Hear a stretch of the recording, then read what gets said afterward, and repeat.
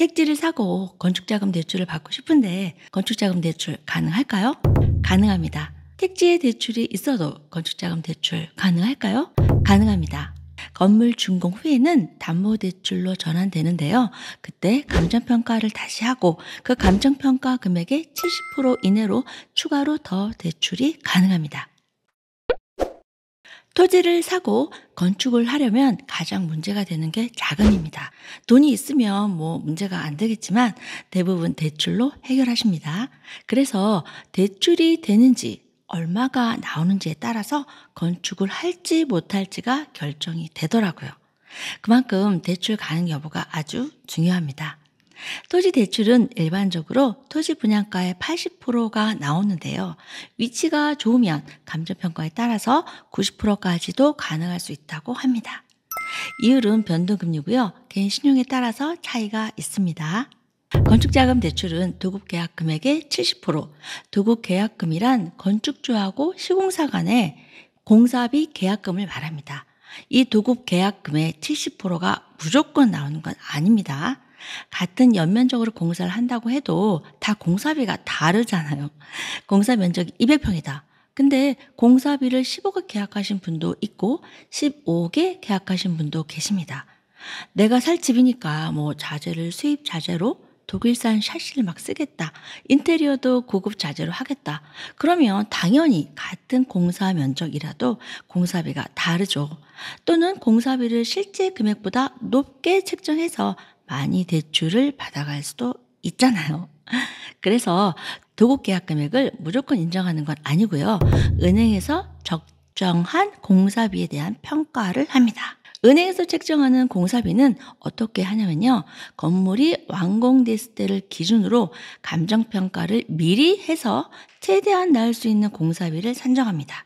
건물이 완공될 것을 미리 예상을 한 금액이죠. 그 공사 예상 비용의 70%를 잡습니다. 이렇게 해서 건축주와 시공사가 계약한 도급 금액과 은행에서 책정한 공사비 금액 중 낮은 금액으로 건축자금 대출이 시행됩니다. 건축자금 대출과 이율 알아보겠습니다. 공사비 대출 평가 금액이 12억이다. 그럼 12억의 70%인 8억 4천만 원의 공사비 대출이 가능합니다. 그런데 이건 토지 대출이 없을 때 공사비 대출 가능 금액이고요. 토지 대출에 3억이 있다. 그러면 공사비 대출로 5억 4천만 원이 나오는 겁니다. 이율은 토지 대출은 4% 후반에서 5% 후반, 공사비 대출은 여기에 1%를 더 올리시면 됩니다. 예를 들어 보겠습니다. 토지가 분양가 5억이고 공사비가 12억이다. 그럼 공사비 12억에 70%인 8억 4천만 원 대출이 나오는데 토지 대출이 없다고 공사비 대출로 다 받으시면 이자가 토지 대출보다 1%나 더 높습니다. 그러니까 토지 대출이 없으셔도 토지 대출로 최대한 받으셔서 이자를 낮추셔야 됩니다. 토지 대출은 분양가의 80%가 가능하니까 5억에 80%인 4억을 대출해서 이율을 4% 후반에서 5% 후반대로 받고 남은 4억 4천만 원을 공사비 대출로 1% 높은 이율로 진행하시면 됩니다. 건물이 준공됐습니다. 그러면 추가로 더 대출을 받으실 수 있는데요. 건물이 준공되면 토지 대출과 건축자금 대출로 받은 8억 4천만 원은 담보대출로 전환됩니다.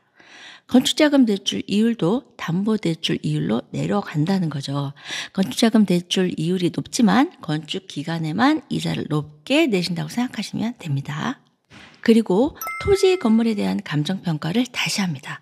토지 분양가 5억, 건축비 12억, 17억 기본 금액에다가 플러스 알파가 있습니다. 이 알파는 그 토지 위치에 따라서 전철역이나 좋은 위치에 있다, 땅이 코너다, 삼면이다, 메인도로에 있다, 이런 이제 조건에 따라서 감정평가 금액이 좀 더 올라갈 수 있는 거죠. 그래서 일반적으로 실제 들어간 17억에서 한 20억 정도로 감정평가 금액이 나옵니다. 이 금액의 70%인 11억 9천만 원에서 14억이 담보대출 가능 금액입니다. 많이 나오죠? 그럼 기존의 8억 4천만 원 대출에 추가로 3억 5천에서 5억 6천만 원이 더 대출이 가능하다는 거죠. 토지를 사고 건축에 들어간 17억에서 11억 9천만 원 대출이 나온다면 자기 자본은 5억 1천만 원이 있어야 되는데요.